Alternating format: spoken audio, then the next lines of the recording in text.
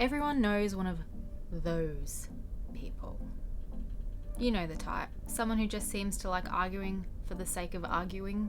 Surely you know someone who always has a different point of view, who always has something different to say.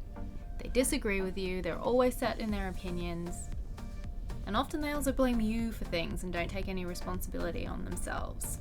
You know the ones. These habitually argumentative people seem to like prodding the bear just because. They can be narcissistic, entitled, and are always right. Generally, we don't like that person. But if you're a slightly self-conscious flower, have lower self-esteem or lower self-confidence like me, sometimes you're a little bit envious of that person and their ability to be assertive and stand up for themselves. Knowing an argumentative type can have its advantages, from being able to observe them and learn how to be more assertive, or you might even gain the motivation to push back when you've taken the brunt for a little while. But most of the time, they just take a lot of energy to deal with, and naturally you don't actually want to be that person because a lot of the time, those people are toxic. But the good news is that you can learn to be a little bit more assertive without turning into that monster that's standing there yelling at the service people and everyone else is looking at them with a kind of mixture of disdain and pity. Yesterday I was in the jewelry boutique on the cruise and they were unveiling a new signature collection. Part of that event was an announcement that if you tried on one of the signature pieces, you would get a gift at the end.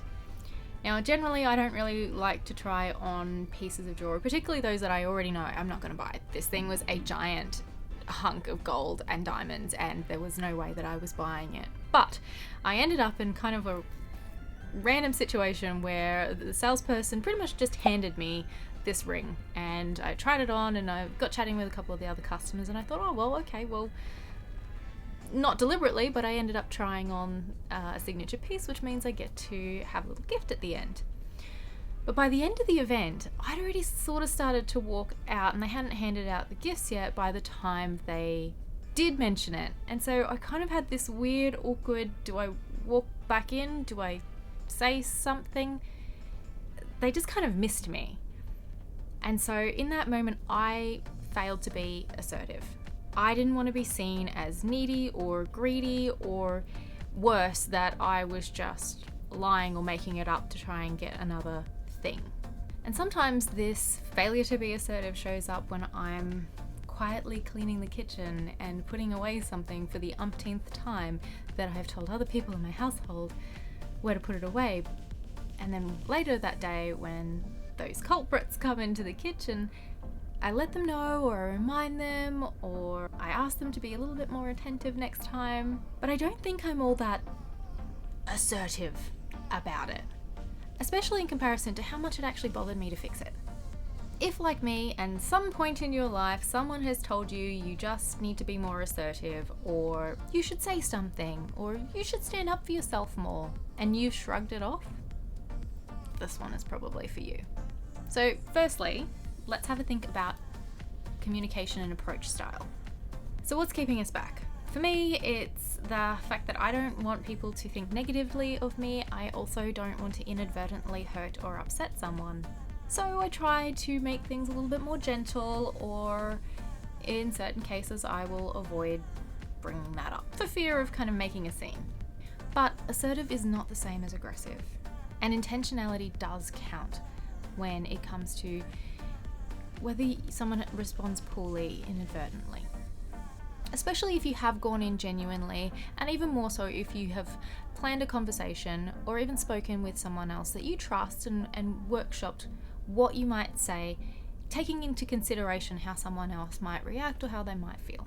Particularly if you're in a circumstance that allows that. So perhaps rehearsing with a trusted friend about a conversation that you might want to have with your boss about managing workload and expectations. Now, consider your needs, that old chestnut. Don't let guilt about chasing them or a fleeting moment of discomfort about expressing them stand in your way. Also, let's talk about positive self-talk in and around assertiveness.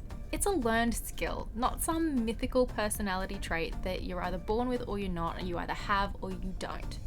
So believe in yourself and your ability to grow it.